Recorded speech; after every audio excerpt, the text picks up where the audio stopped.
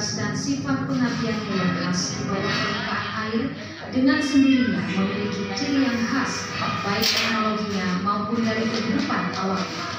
Sebagai salah satu unsur kekuatan TNI Angkatan Laut, kapal selam diorganisasikan dalam Satuan Kapal Selam Armada Republik Indonesia Kawasan Timur yang berpangkalan di Surabaya.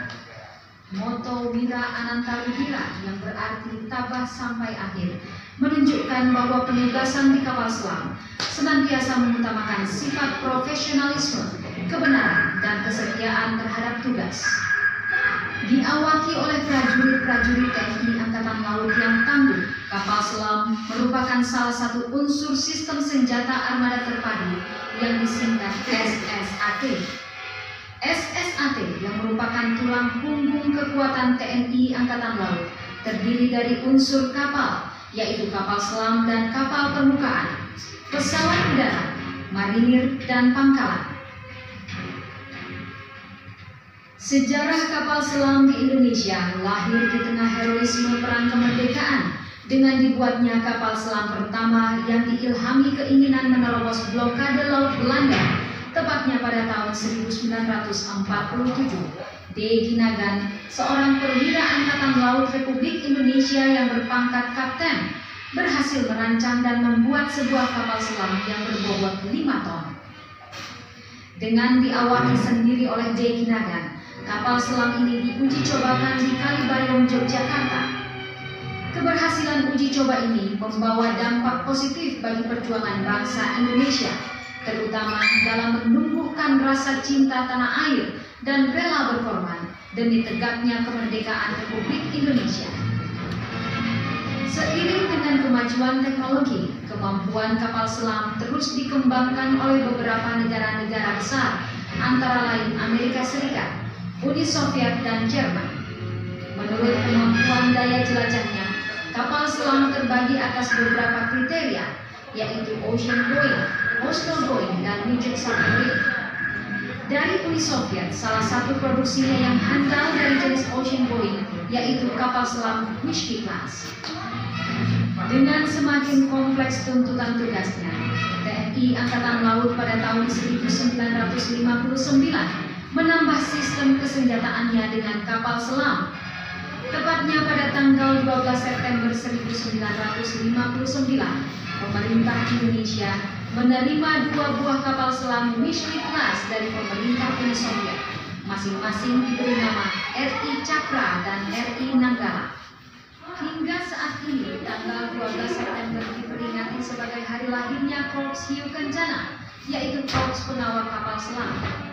Kemudian pada bulan Januari sampai Desember 1962, berturut-turut 10 buah kapal selam tiba di Surabaya, yaitu RI Nagabanda, RI Chandrasa, RI Trisula, RI Nagaramsa, RI Wijayadanu, RI Hendrajala, RI Brahmasta, RI Pasopati, RI Cundamani, dan RI Algoro.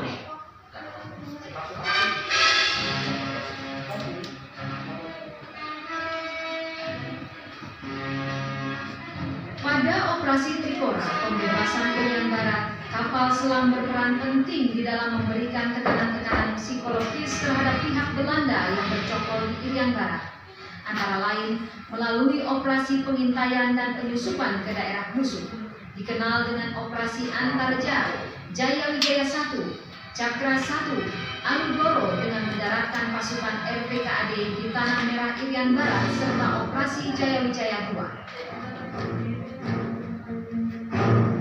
Sejalan dengan perkembangan teknologi, berangsur-angsur kapal selam Myrsky class digantikan tugasnya oleh kapal selam dari Jerman jenis SS-209.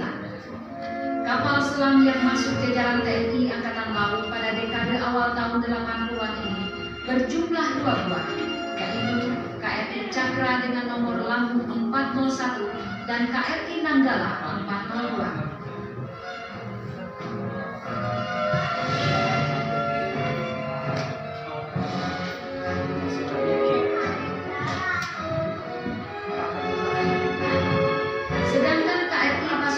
bernomor lambung 410 mengakhiri masa dinasnya di TNI Angkatan Laut yang ditangani ditandai dengan penurunan ular-ular perangnya. Dengan demikian, selesailah sudah era kapal selam British Class yang telah turut berjasa bagi kejayaan bangsa Indonesia, dan untuk menghormatinya, dibangunlah monumen kapal selam di kota Surabaya.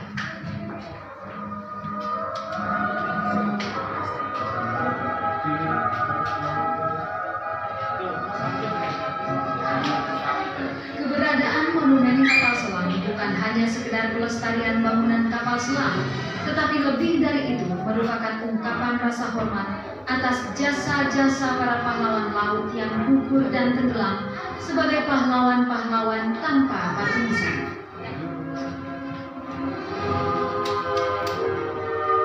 Fisik dari monumen yang menampilkan kapal XKRI Pasopati ini adalah saksi sejarah tentang pengabdian dan profesionalisme prajurit-prajurit Korps Hiu Kencana, sekaligus akan memberi inspirasi dan motivasi bagi generasi muda bangsa untuk mengerti dan tertarik pada kehidupan aspek kelautan sebagaimana kodratnya sebagai bangsa bahari.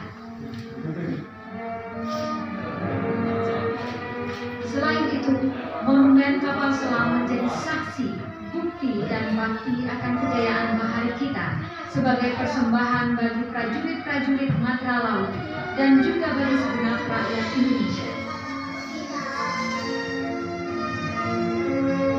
Dengan adanya monumen kapal selam ini, semakin lengkaplah kota Surabaya sebagai kota pahlawan, kota bahari, di mana TNI Angkatan Laut dibesarkan di sini. Di jantung kota Surabaya, di tepi Kalimas yang asri, KRI Pasopati tegak dengan megahnya, memantapkan moto prajurit kapal selam, tabah sampai akhir.